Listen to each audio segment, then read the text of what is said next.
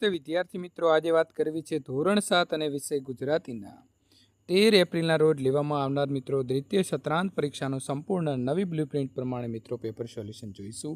એ પહેલાં ચેનલની અંદર પ્રથમ વખત આવ્યા છો તો વિદ્યાર્થી મિત્રો ચેનલનું સબસ્ક્રાઈબનું બટન દબાવવા નમ્ર વિનંતી છે। મિત્રો આપણે 5 લાખની અંદર માત્ર 2000 સબસ્ક્રાઈબ ઘટે છે, તો એ તમે બધાએ સાથ સહકાર આપીને આજે જ પૂર્ણ કરી દેશો તેવી નમ્ર વિનંતી છે। તો દરેક વિદ્યાર્થી મિત્રને ચેનલ સબસ્ક્રાઈબ કરવા મિત્રો નમ્ર વિનંતી છે અને આપણા 5 લાખ જે છે એ આજે જ સબસ્ક્રાઈબ પૂરા કરીએ। વિદ્યાર્થી મિત્રો, આપણે ચેનલ સબસ્ક્રાઈબની સાથે સાથે આ વિડીયોની અંદર 1000 લાઇકનો પણ ટાર્ગેટ રાખ્યો છે। તો જોઈએ છીએ કેટલા વિદ્યાર્થી મિત્રો આપણો 1000 લાઇકનો ટાર્ગેટ છે તે પૂર્ણ કરે છે। આપનું નામ જે છે તે કોમેન્ટમાં લખવાનું ભૂલશો નહીં। પ્રશ્ન નંબર 1, પાઠ્યપુસ્તકના આધારે પ્રશ્નોના જવાબ આપવાના છે। વાગે છે રે વાગે છે કાવ્યમાં કોની વેણું, વેણું એટલે વાંસળી વાગે છે અને તેની અસર કોના ઉપર થાય છે? તો આ કાવ્યમાં શ્રી કૃષ્ણની ભગવાન જે છે આપણા એમની વેણું એટલે કે વાંસળી વાગે છે અને તેની અસર ગોપીઓ પર થાય છે। તેઓ પોતાની સૂધ બૂધ ભૂલીને કૃષ્ણમય બની જાય છે। પ્રશ્ન નંબર 2, લેખિકાએ સરહદની સફરે પાઠમાં સરહદ પરના સૈનિકોની કઈ વિશેષતા જણાવી છે? તો લેખિકાએ જણાવ્યું છે કે સરહદ પરના સૈનિકો અત્યંત વિષમ પરિસ્થિતિમાં હાડ થીજવતી ઠંડીમાં પણ સતર્ક રહીને દેશની રક્ષા કરે છે। તેમની શિસ્ત, દેશપ્રેમ અને અડગ મનોબળ પ્રેરણારૂપ છે। પ્રશ્ન નંબર 3, રે પંખીડા સુખથી ચણજો કાવ્યમાં કવિ કલાપી પંખીઓને શું સંદેશ આપે છે? તો કવિ પંખીઓને નિર્ભય બનીને સુખથી ચણવા માટે ગીતો ગાવાનો સંદેશ આપે છે। તેઓ કહે છે કે મનુષ્ય ભલે ક્રૂર હોય પણ તમે ડર્યા વગર પ્રકૃતિના ખોળે આનંદ માણો। પ્રશ્ન નંબર 4, ઘડવૈયા પાઠમાં કયા પાયાના મૂલ્યોની વાત કરવામાં આવી છે? તો ઘડવૈયા પાઠમાં સાચું શિક્ષણ, પ્રામાણિકતા, પરિશ્રમ અને ચારિત્ર્ય નિર્માણ જેવા પાયાની મૂલ્યોની વાત કરવામાં આવી છે। જે વ્યક્તિના જીવનને યોગ્ય ઘાટ આપે છે તે જ મિત્રો સાચું ઘડતર તમારું। પ્રશ્ન નંબર 5, જાદુઈ થેલો વાર્તામાં થેલાની શી વિશેષતા હતી? તો જાદુઈ થેલો વાર્તામાં થેલો સંકલિત હોવાથી તેમાં ગમે તેટલી વસ્તુઓ સમાઈ જતી હતી અથવા તેમાંથી જરૂરિયાત મુજબની વસ્તુઓ ચમત્કારિક રીતે પ્રાપ્ત થતી હતી, જે ખરેખર કુતૂહલ જગાડતું હતું। પ્રશ્ન નંબર 2, નીચે આપેલી કાવ્ય પંક્તિઓના સદ્રષ્ટાંત વિચાર વિસ્તાર કરો। કોઈ પણ એક તમારે લખવાની રહેશે।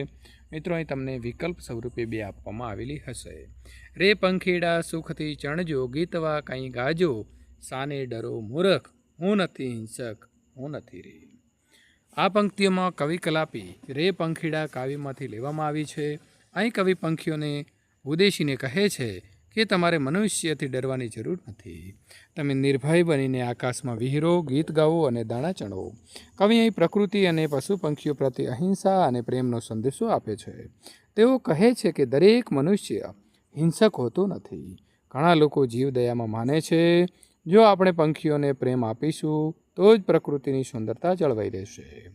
પ્રશ્ન નંબર 2, તે શાસન કરે તે રાજા નહીં, જે સેવા કરે તે રાજા। આ પંક્તિ સાચી નેતાગીરી અને લોકસેવાનો મહિમા મિત્રો સમજાવે છે। સામાન્ય રીતે લોકો માને છે કે જેની પાસે સત્તા છે અને જે હુકમ કરે છે તે જ રાજા છે, પરંતુ સાચો રાજા કે સાચો સેવક એ જ છે કે જે પ્રજાના દુઃખ દૂર કરે અને નિસ્વાર્થ ભાવે તેમની સેવા કરે। ઘડવૈયા જેવા પાઠમાં પણ જે રીતે સેવા ભાવના ઉપર ભાર મૂકવામાં આવ્યો છે તે જ રીતે અહીં સમજાવ્યું છે કે સત્તા કરતાં મોટી સેવા છે। ઇતિહાસમાં પણ એવા જ મહાપુરુષો અમર થયા છે જેમણે સત્તાનો ઉપયોગ લોકોના કલ્યાણ માટે કર્યો છે।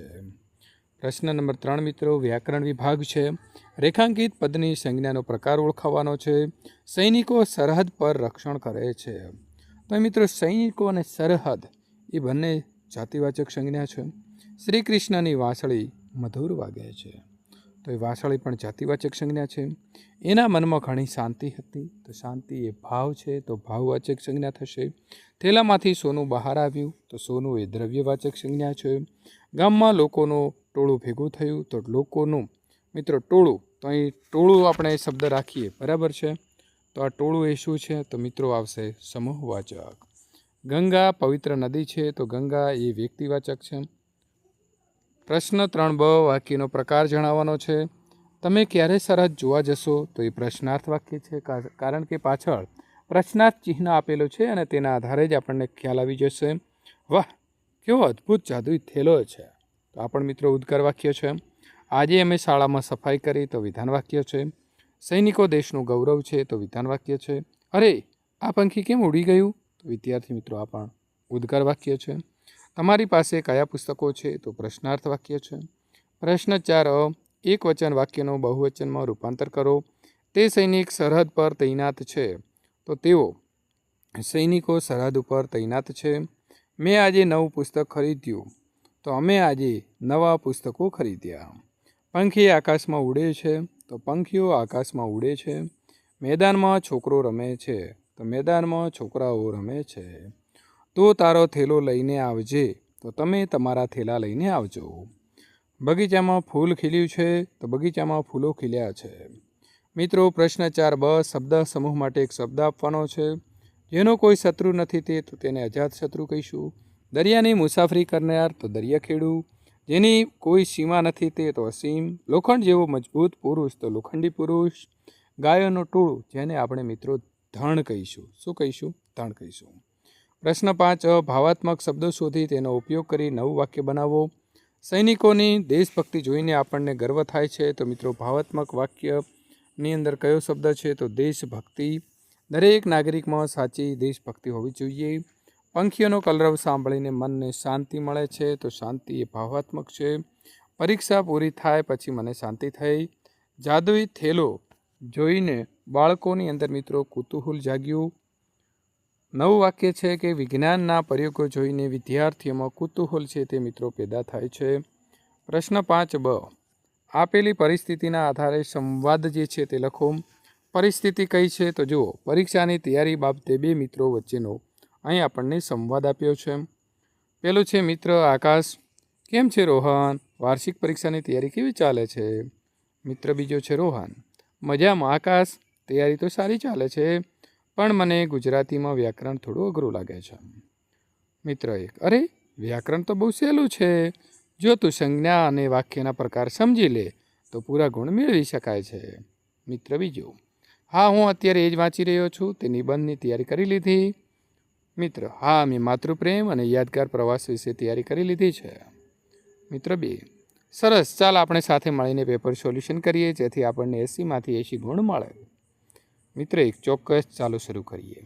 અને જો મિત્રો દરેક વિષયના તમે આ પ્રકારના મોસ્ટ આઈએમપી પ્રશ્નપત્ર મેળવવા માંગો છો, તો સબસ્ક્રાઇબનું બટન દબાવી ફૂલ નોટિફિકેશન માટે બેલ આઇકોન દબાવી દેજો, જેથી કરીને તમને મોસ્ટ આઈએમપી પ્રશ્નપત્ર મળતા રહેશે.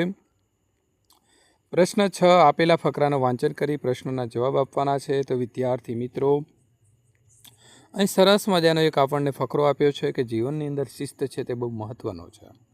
તો સંપૂર્ણ ફકરો છે તે તમારે વાંચી લેવાનો છે. ન સમજાય તો તેને 2 વખત વાંચવાનો છે. ત્યાર પછી પ્રશ્ન નંબર 1, જીવનમાં કોનું વિશેષ મહત્ત્વ છે? તો જીવનમાં શિસ્તનું વિશેષ મહત્ત્વ છે. શિસ્તનું શ્રેષ્ઠ ઉદાહરણ કોના જીવનમાં જોવા મળે છે? તો કોમેન્ટ કરો તો ખ્યાલ આવે મને કે ભાઈ તમે ખરેખર ફકરો વાંચી અને જવાબ સાચો આપી શક્યા છો. અને આ કામ તમે બધા હોશિયાર વિદ્યાર્થી કરો છો એ મને ભરોસો છે.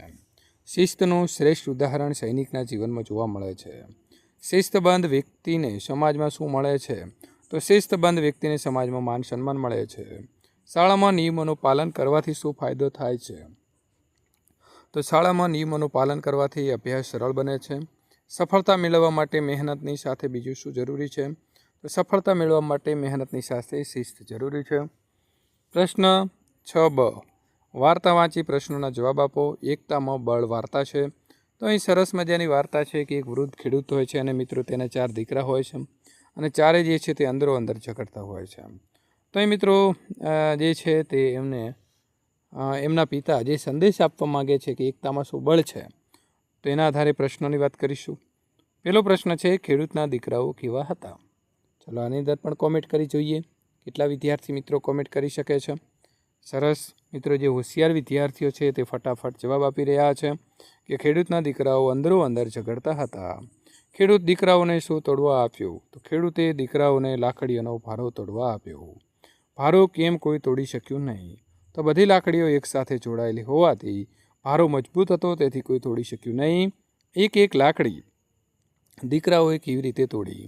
તો એકલી લાકડી એ નબળી હોવાથી દીકરાઓએ તેને સહેલાઈથી તોડી નાખી. આ વાર્તા પરથી શું બોધ મળે છે? તો આ વાર્તા ઉપરથી બોધ મળે છે એકતામાં બળ. મિત્રો, અહીં ચિત્ર આપ્યું છે અને આ ચિત્રને જોઈને તમારે 7-8 વાક્ય લખવાના છે. તો સરસ મજાનું આપણને ચિત્ર જે છે તે મિત્રો આપ્યું છે. આ ચિત્ર ભારતની સરહદનું સુંદર અને ગૌરવશાળી દ્રશ્ય છે. સરહદ ઉપર લોખંડી તારની વાડ કરવામાં આવી છે અને જે દેશની સુરક્ષા દર્શાવે છે.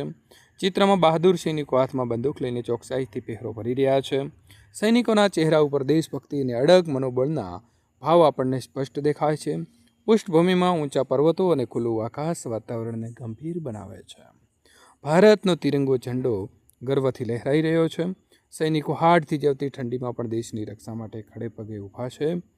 તો આ ચિત્ર જોઈને દરેક ભારતીયના દિલમાં સૈનિકો પ્રત્યે માન જાગે છે અને જે વિદ્યાર્થીના મનમાં જાગી ગયું હશે તે લાઇકનું બટન દબાવી દેશે.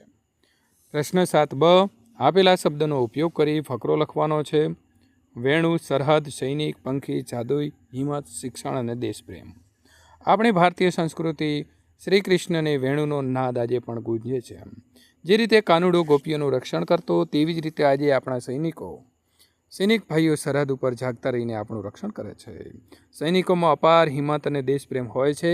પ્રકૃતિમાં મુક્ત મને વિહરતા પંખી આપણને શાંતિનો સંદેશ આપે છે.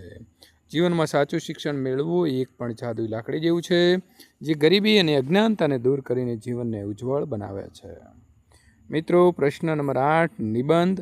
જેનું કોઈ બંધન નથી તેવો મારો પ્રિય કવિ કલાપી વિશે મિત્રો સરસ મજાનો આપણે નિબંધ જે છે તે લખ્યો છે. રે પંખેડા સુખથી ચણજો. તો કોઈ પણ મિત્રો આ નિબંધ હોય, માતૃપ્રેમ હોય તો આપણે માતેમાં બીજા વગડાના વા, આ પ્રકારની પંક્તિઓ જે છે તે મૂકી અને તેનાથી જ આપણે જે છે તે શરૂઆત કરવાની છે. સરસ મજાનો મિત્રો કલાપી વિશે અહીં આપણે નિબંધ લખ્યો છે. અથવામાં આપણને આપ્યો છે દેશની રક્ષા કરતા સૈનિકો, જેનું ચિત્ર જોઈને મિત્રો તમારો ગદગદ જે છે તે હૃદય થઈ ચૂક્યું હશે. એવા સૈનિકો વિશે તો આપણને કદાચ મિત્રો નિબંધ 8-10 તો વાક્ય શું પણ 8-10 પેજ ભરવાના હોય તો પણ આપણે ભરી દઈએ. તો એ પ્રકારનું મિત્રો આપણે અહીં સંપૂર્ણ પેપર સોલ્યુશન પૂર્ણ થાય છે. All the best. દરેક મિત્રને ખૂબ પેપર સારું જાય અને આવા પેપર મેળવવા માટે મિત્રો ચેનલને સબસ્ક્રાઈબ કરો અને આપણા જે 5 લાખ સબસ્ક્રાઈબમાં ખૂટે છે તેની અંદર તમે સહકાર આપશો તેની સાથે અહીં આપણે મિત્રો પૂર્ણ કરીએ છીએ. બીજા વિષયના આ પ્રકારના પેપર મેળવવા માટે અહીં આપેલી એન્ડ સ્ક્રીન ઉપર ક્લિક કરીને મેળવી શકશો.